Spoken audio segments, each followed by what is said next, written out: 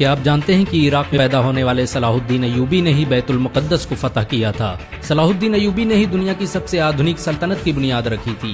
ان کے ذریعے استھاپت کی گئی ایوبی سلطنت نے 100 سالوں تک آدھی دنیا پر راج کیا۔ اس سلطنت کی سرحدیں مصر سے لے کر سیریا، ترکی، یمن، حجاز اور افریقہ تک پھیلی ہوئی تھی۔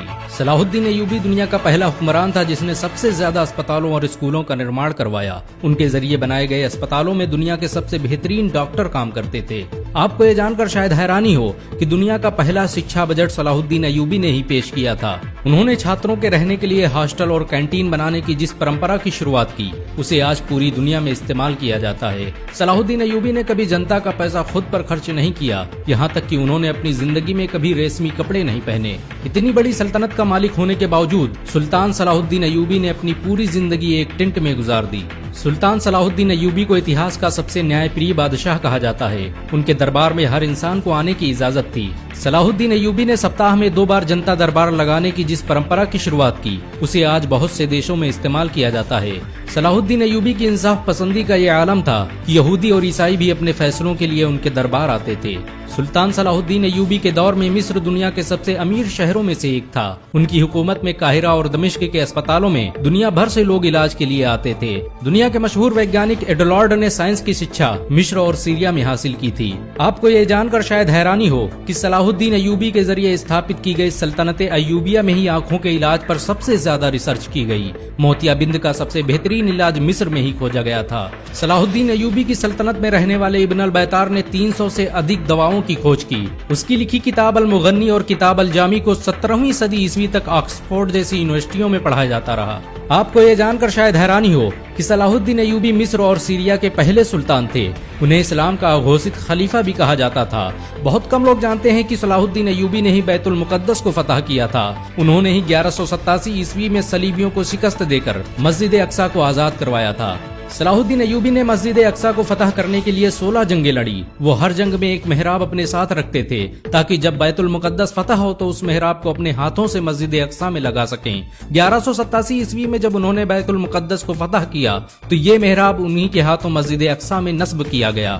دنیا بھر کے خزانوں کے مالک اور آدھی دنیا پر حکومت کرنے والے سلطان صلاح الدین ایوبی کے پاس اتنا بھی پیسہ نہیں تھا کہ وہ زکوٰۃ ادا کر سکیں۔ وہ اپنی ساری دولت غریبوں اور مسکینوں پر خرچ کر دیتے تھے۔ یہی وجہ ہے کہ صلاح الدین ایوبی کبھی حج نہیں کر سکے، کیونکہ اسلام میں اپنے خود کے پیسوں سے ہی حج کیا جا سکتا ہے۔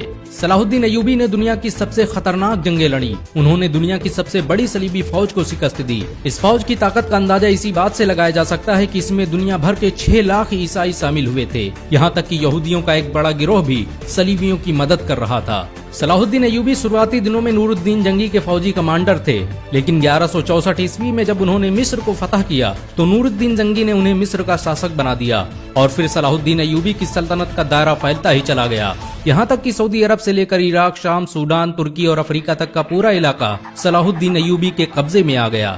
سلطان صلاح الدین ایوبی نے صلیبیوں سے لگاتار 12 سالوں تک جنگ لڑی۔ انہوں نے جنگ حطین میں اپنے 12,000 سپاہیوں کی مدد سے صلیبیوں کے 63,000 کے لشکر کو خاک میں ملا دیا۔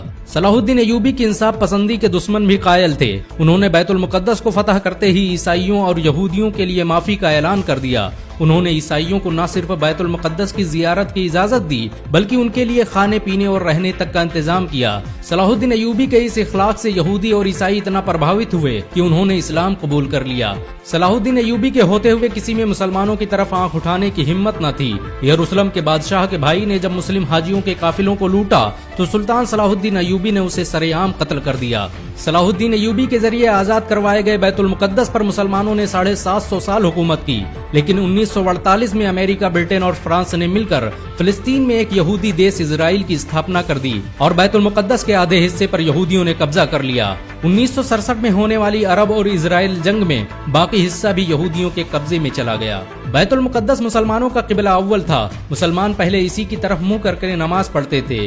حضرت محمد صلی اللہ علیہ وسلم نے یہیں سے معراج کا سفر طے کیا تھا اور مسجد اقصی میں ہی تمام نبیوں کی امامت کی تھی۔ صلاح الدین ایوبی نے اپنی پوری زندگی میدان جنگ میں گزار دی۔ انہوں نے 100 سے ادھک جنگیں لڑی اور زیادہ تر میں فتح حاصل کی۔